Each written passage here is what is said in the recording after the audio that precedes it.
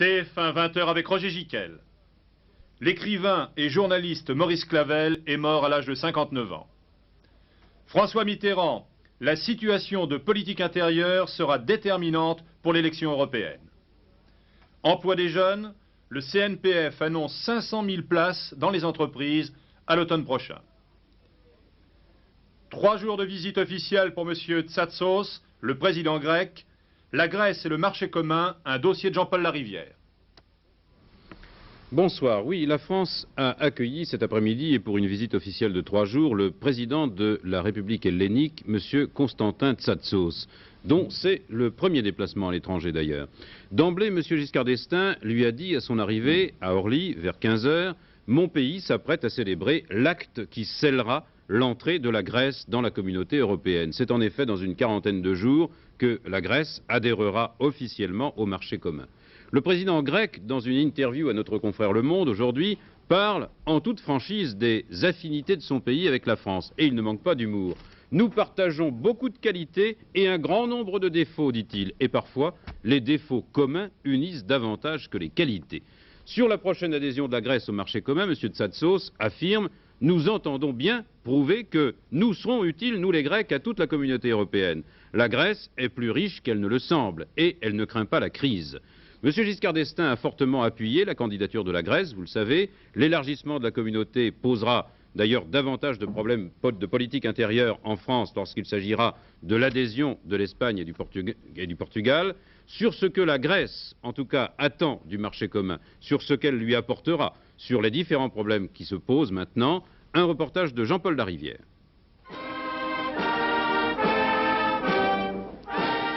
Aux yeux des habitants des pays industrialisés de l'Europe occidentale, la Grèce représente le pays de la douceur de vivre. Une terre idéale de vacances où la nature et la mythologie, l'antique et le moderne, la mer et le soleil composent l'album de souvenirs le plus riche.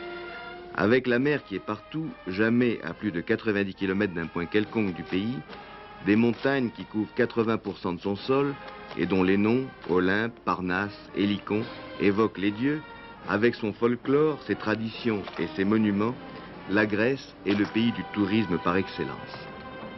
Et c'est vrai que l'air qu'on y respire peut y faire tourner bien des têtes.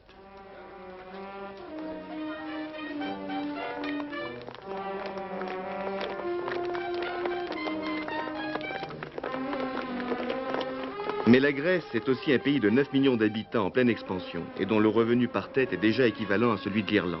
Une démocratie parlementaire de type occidental qui, avant l'intermède de 7 ans des colonels, était déjà associée au marché commun et pour qui son entrée dans la communauté économique européenne, comme son 10e membre, est chose toute naturelle.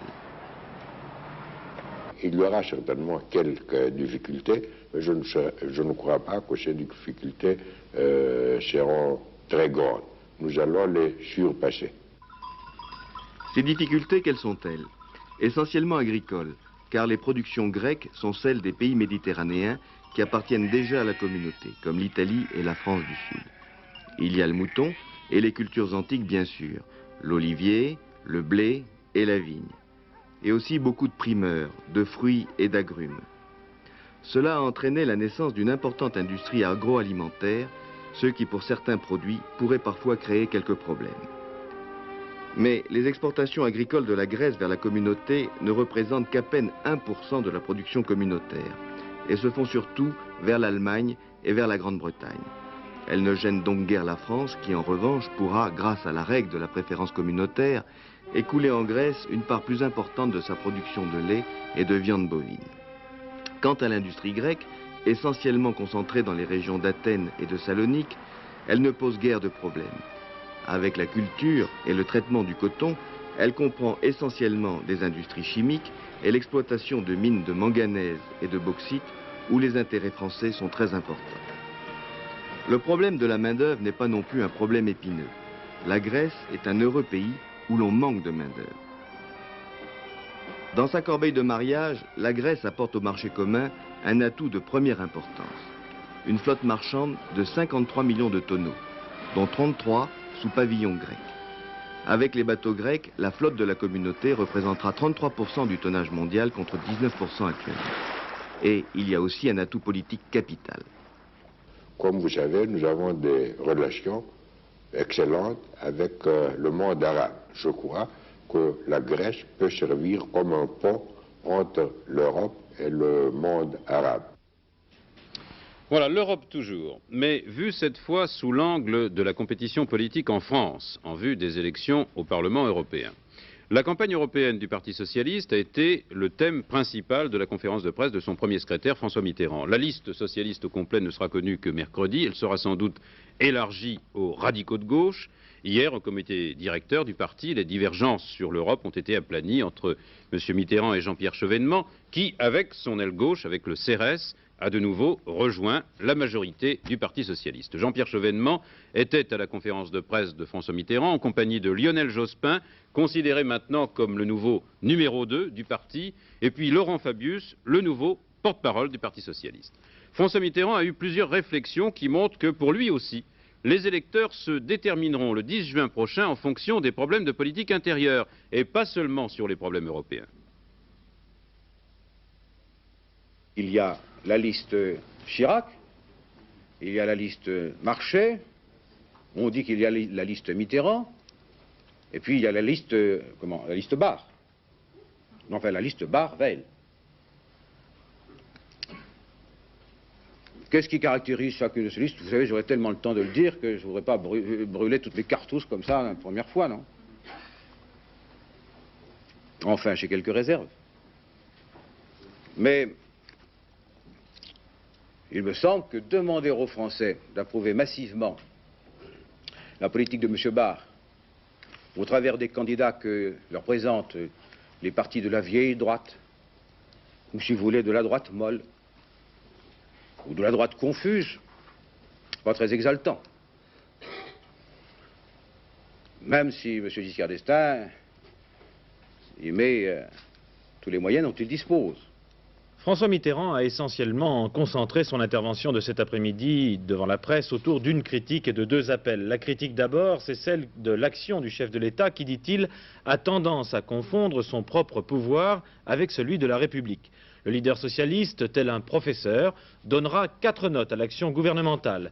0 pour les résultats économiques, double 0 pour la politique sociale, triple 0 pour la politique internationale et quadruple 0 pour la façon dont le chef de l'État interprète les institutions. François Mitterrand en profitera aussi pour annoncer que les socialistes publieront un contre-plan économique dans la première quinzaine du mois de mai. Il demandera également un droit de réponse aux interventions télévisées bimensuelles du chef de l'État. Les deux appels à présent appellent au regroupement autour de lui de tous les courants socialistes, sous-entendu des courants Mauroy et Rocard, mais appellent aussi à un vaste rassemblement de la gauche. Et là, le premier secrétaire socialiste ne sera pas tendre du tout avec le Parti communiste, un parti qu'il qualifiera d'anti-européen et de national-poujadiste.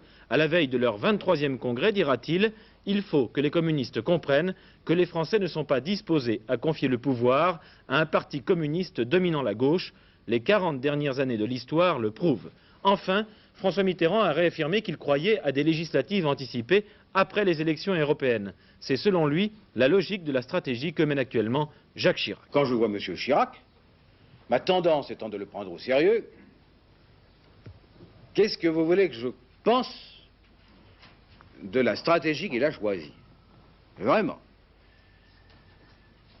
Supporter de ses suffrages, pour employer cet anglicisme,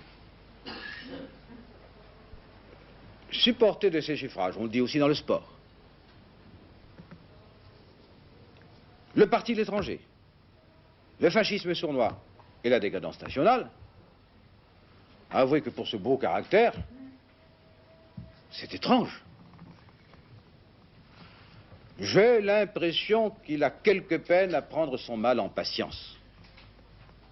Mais ce n'est pas à moi de débrouiller les combats qui se déroulent dans la tête d'Hamlet. Ça me paraît simplement normal de croire les gens sur parole. Alors dans ce cas-là, c'est vrai, élection présidentielle, élection législative risquent de se disputer le calendrier. Vous le savez sans doute, les évêques de France ont prononcé solennellement la condamnation de l'avortement dans une déclaration officielle et dans un livre blanc qu'ils ont d'ailleurs publié aujourd'hui, ce livre blanc. Les évêques déclarent « L'avortement est la suppression d'un être humain, un acte de mort, une faute grave. C'est un mal pour la société. » Leur condamnation de l'avortement s'adresse aux chrétiens, mais les évêques souhaitent respecter le pluralisme des opinions. C'est une condamnation en fait limitée au débat de conscience. En effet, on ne trouve pas dans leur texte la menace de l'excommunication pour les chrétiens qui continueraient à pratiquer ce qu'ils appellent, les évêques, un crime abominable. Enfin, les évêques de France souhaitent une politique véritablement familiale pour que l'avortement devienne une chose exceptionnelle. Cette prise de position intervient à quelques mois d'un nouveau débat sur l'avortement au Parlement. En effet, quand les élus ont voté la loi, ils avaient prévu de dresser le bilan de son application 5 ans plus tard, et ce délai expirera en fin d'année. Mais déjà, la polémique sur l'avortement a été relancée avant cette déclaration des évêques, notamment par le RPR. Et hier, au Club de la Presse d'Europe 1, Madame Simone Veil, ministre de la Santé, qui a défendu la loi il y a 5 ans au Parlement, a affirmé qu'il n'y avait aucun lien entre la loi sur l'avortement et la baisse de la natalité en France. Quant à François Mitterrand, il a dit tout à l'heure dans sa conférence de presse, ce débat sur l'avortement, relancé en ce moment, eh bien c'est une compétition de droite. Alors faisons le point sur la loi et sur le débat qui ne fait que commencer avec Jacqueline Collins. La loi du 17 janvier 1975 sur l'interruption volontaire de la grossesse, qui avait été votée après un long débat houleux, comportait cette particularité exceptionnelle d'être temporaire. Votée pour 5 ans, elle était révisable après ce délai, c'est-à-dire à la fin de cette année. Elle avait été adoptée à l'Assemblée par 286 voix contre 189 grâce à la quasi-unanimité des voix socialistes et communistes, alors que chez les gaullistes, 106 députés sur 174 avaient voté contre, 47 républicains indépendants sur 65 et 24 réformateurs sur 52. Remplaçant la loi de 1920 qui interdisait sévèrement tout avortement, sauf en cas de danger de mort pour la mère, la loi de 1975, qui est actuellement en vigueur, permet à toute femme en situation de détresse de demander l'interruption de sa grossesse, à condition que ce soit fait avant 10 semaines, par un médecin et dans un établissement public ou privé. Selon les adversaires de la loi, l'interruption de la grossesse est en fait accordée aux femmes pour simple convenance personnelle. Les facilités données varient en fait grandement selon les régions et les établissements hospitaliers, selon les médecins aussi, puisque la loi leur laisse la possibilité de refuser en conscience de pratiquer des avortements. Il y a eu en France 134 000 interruptions de grossesse officiellement enregistrées en 1976, 150 600 en 1977, soit 20% du chiffre des naissances vivantes. 65% en secteur public, le reste en secteur privé. Il est probable que le chiffre réel est supérieur, toutes les opérations n'étant pas enregistrées. Alors que s'approche la date de la nouvelle discussion de la loi, les prises de position se multiplient. En ouvrant sa campagne européenne, Jacques Chirac a déclaré au début du mois qu'il prendrait fermement position contre le maintien de la loi. Les évêques français ont plusieurs fois, et notamment à Lourdes en 71 et 74, pris position contre l'avortement. La position, réaffirmée par le livre blanc, publié aujourd'hui, n'est pas nouvelle. Elle rappelle, comme l'avait fait Jean-Paul II le 28 décembre dernier, que pour un catholique, l'avortement constitue toujours la suppression d'un être humain, un acte de mort, une faute grave. Nous avons choisi cette période-ci pour ne pas intervenir dans les semaines qui précéderont immédiatement le débat parlementaire, pour ne pas sembler, car c'était hors de nos intentions, bien évidemment, vouloir peser de façon exagérée ou indue sur le législateur. Et nous sommes intervenus actuellement au terme de travaux qui ont demandé un temps relativement long, d'examen de la situation, de consultation de ceux qui en certains domaines sont plus compétents que nous, et d'élaboration qui a été évidemment lente et longue d'un texte qui est dense, dans une conjoncture et dans une analyse de situation délicate. Situation effectivement délicate. Partisans et adversaires de la loi restent sur leur position. Tout porte à croire que les affrontements seront plus sévères au fur et à mesure que s'approchera le nouveau débat qui, rappelons-le, doit avoir lieu avant la fin de l'année au Parlement. Le patronat français, le CNPF, propose d'offrir 500 000 places à des jeunes dans les entreprises dès la prochaine rentrée, à condition, précise-t-il, qu'on en donne les moyens aux chefs d'entreprise. On attendait ces propositions du CNPF, c'est le 3e pacte pour l'emploi des jeunes, annoncé d'ailleurs la semaine dernière par M. Giscard d'Estaing. On attend, je vous le rappelle, 650 000 jeunes en âge de travailler après l'école ou l'université à l'automne prochain. Le patronat compte sur des exonérations de charges sociales pour les entreprises et tout ce qui peut faciliter les stages et les contrats emploi-formation, par exemple. Les détails des propositions du CNPF, François Gault. Pour atteindre cet objectif de 500 000 jeunes dans les entreprises à l'automne 1979, le plan du CNPF comporte 5,5 propositions. Et d'abord, des embauches avec exonération temporaire des charges sociales pour les entreprises, et cela pendant 12 mois. Total, 210 000 embauches. Deuxième point, le développement de l'apprentissage avec des procédures administratives plus souples. Total, 110 000 apprentis. En 1978, les résultats du pacte pour l'emploi des jeunes ont été beaucoup plus modestes qu'en 1977. Alors cette fois, qu'allez-vous faire pour rendre le pacte plus efficace? Si les stages sont maintenus, si toutes les entreprises peuvent bénéficier de cette exonération pour embauche, nous pouvons reprendre le même effort volontariste qu'en 1977, c'est-à-dire de nous donner comme objectif de créer 500 000 places à partir de la rentrée, de telle façon que tous les jeunes aient le choix entre un emploi ou un stage. 3. Maintien des contrats emploi-formation. Objectif, 60 000 contrats. Quatrième mesure, relance des stages pratiques en entreprise, des stages de 4 mois. Total, 120 000 stages. Enfin, reconduction des stages de formation longue durée. Objectif, 35 000 stages. Faites l'addition, cela donne 535 000 embauches, stages ou contrats. Bien, cela représente un effort important, mais il ne s'agit pas de création d'emplois. Ce que les jeunes attendent actuellement, ce sont des emplois avant tout. Notre priorité, c'est l'embauche. Avec exonération des charges sociales, c'est l'embauche. En 1977, nous avons réalisé près de 280 000 embauches. Notre objectif est identique pour 1979. Mais au-delà de l'embauche, dans les formules stage, eh bien, c'est l'antichambre à l'emploi. L'expérience a prouvé que 90% de ceux qui étaient passés dans les entreprises ont été embauchés. Sur 1 313 000 demandeurs d'emploi, 512 000 sont âgés de moins de 25 ans et sur 100, 58 retrouvent un emploi à moins de 3 mois. C'est aussi une réalité du chômage des jeunes. L'annonce de l'ouverture au public de la boisserie à Colombey-les-Deux-Églises et de la vente d'objets ayant appartenu au général de Gaulle ont provoqué bien des remous dans l'opinion publique. L'amiral de Gaulle, le fils du général, qui avait annoncé lui-même vendredi la vente de certains objets, a fait savoir aujourd'hui que cette vente était remise sine die, en raison, semble-t-il, d'offres généreuses, souvent de simples citoyens, qui ont été faites pour le rachat de ces souvenirs historiques. Et cela ne remet pas en cause le projet d'ouvrir les portes de la boisserie à Colombey. Et justement, j'apprends que le Premier ministre a été saisi d'une question écrite de Roland Ningesser, député du Val-de-Marne, président du comité de liaison des mouvements gaullistes, à la suite de l'annonce de la mise en vente d'un certain nombre d'objets ayant appartenu au général.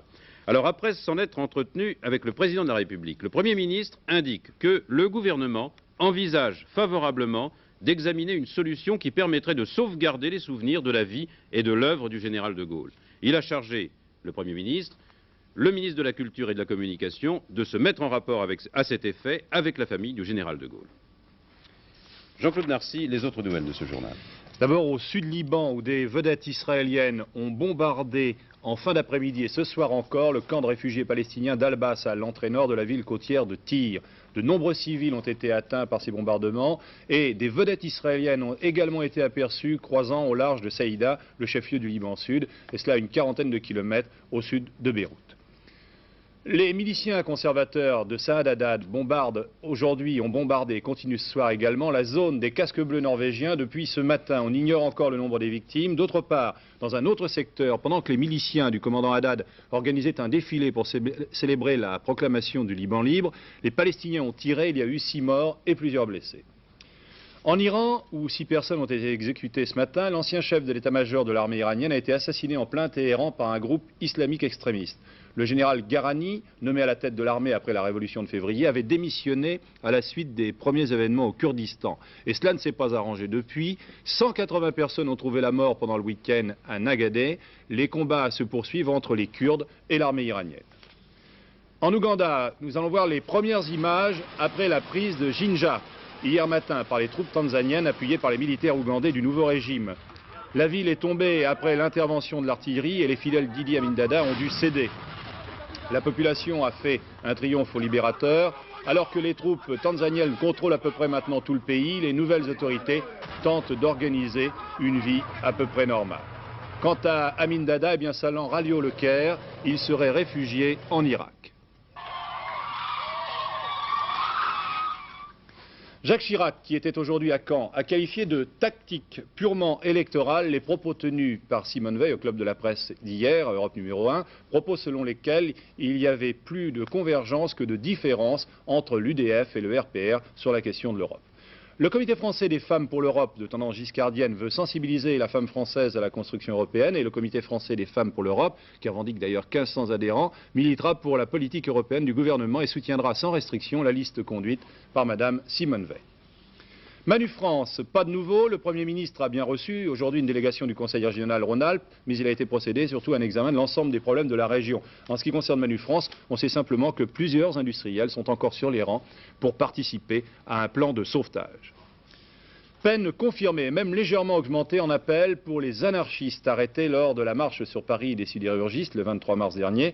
Ils avaient des manches de pioche comme hampe de drapeau, vous vous en souvenez. Les condamnations vont de 4 mois avec sursis à 1 an de prison ferme. 1 million de francs, c'est le bénéfice frauduleux réalisé par un négociant en vin de Bourgogne. Il avait exporté aux États-Unis près de 50 000 bouteilles remplies de vin n'ayant pas droit à une appellation d'origine. Il avait simplement étiqueté les bouteilles en grand cru. Et ce petit vin, qui ne valait en fait que 25 francs, était revendu 120 francs. Mais la brigade de répression de fraude a mis fin à l'opération. La Coupe des journalistes de yachting a été remportée par un équipage de TF1 avec Stéphane Magnier comme skipper et les 3 matelots, Marie-Geneviève Lemoine, Patrice Drevet et Jean-Paul Flory. La course partait de la Trinité-sur-Mer vers l'île de Wedick. 40 bateaux et 160 journalistes participaient à la régate. Alors bravo pour Stéphane Magnier, car pour lui c'est un peu un bon entraînement avant son départ pour la Transat en double. Et ça devient vraiment un spécialiste sur le terrain. Il l'était déjà comme journaliste. Le temps. Il fait ce qu'il peut, il donne plutôt dans les gris et même les gris sombres.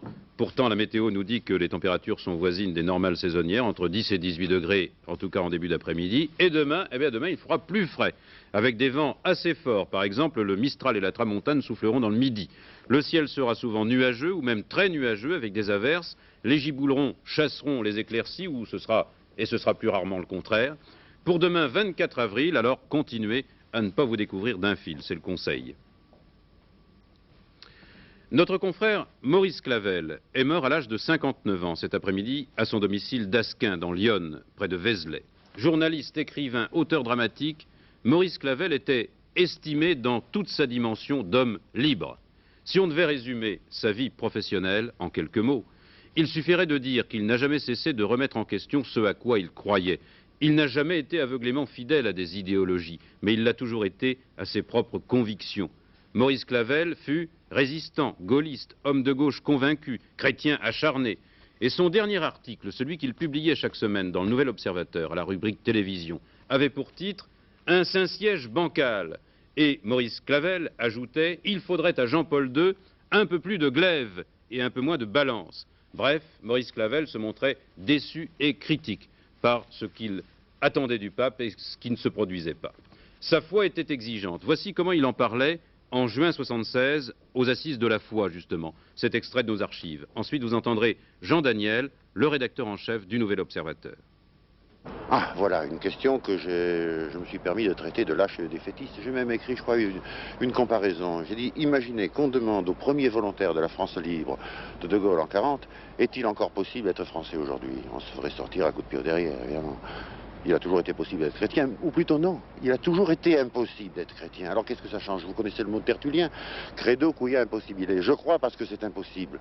Donc c'est toujours impossible. Donc aujourd'hui c'est encore impossible, mais il ne faut pas s'en faire, puisqu'il y a 2000 ans que c'est impossible et que ça existe. Seulement, depuis 2000 ans, il y a un changement extraordinaire. C'est qu'être chrétien, ce n'est pas plus impossible qu'il y a 2000 ans, mais être autre chose que chrétien, c'est ça qui est devenu impossible. Alors on ne peut plus être que chrétien. Daniel, vous venez de perdre non seulement un de vos collaborateurs, mais aussi un ami. Alors, qui était Maurice Clavel? Un journaliste, un philosophe, un chrétien, un militant de gauche? Oh, bien sûr que c'était tout ça à la fois, puisque, vous le dites vous-même, vous inventoriez un petit peu ces manifestations, c'était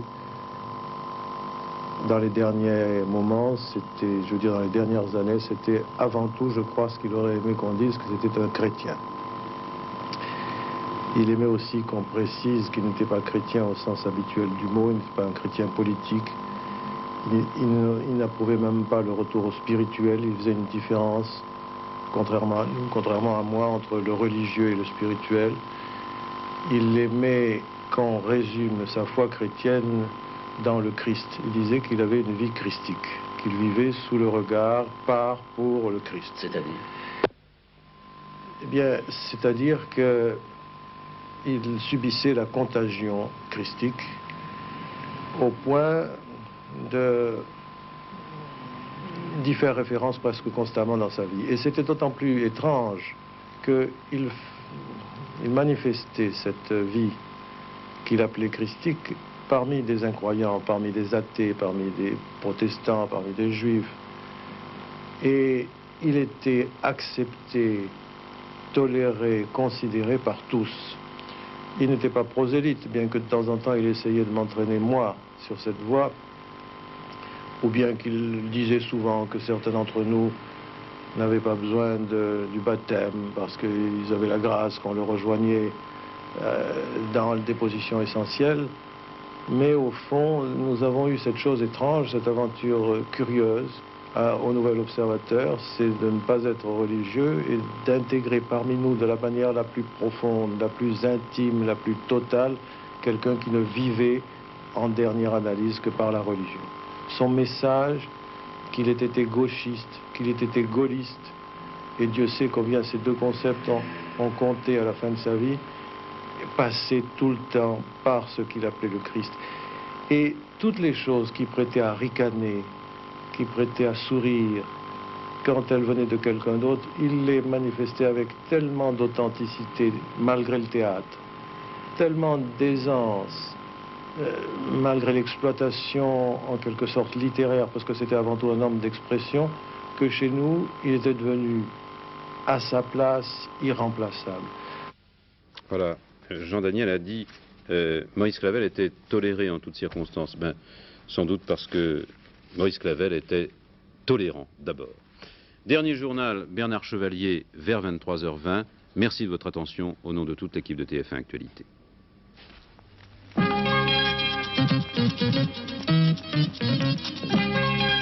Thank you.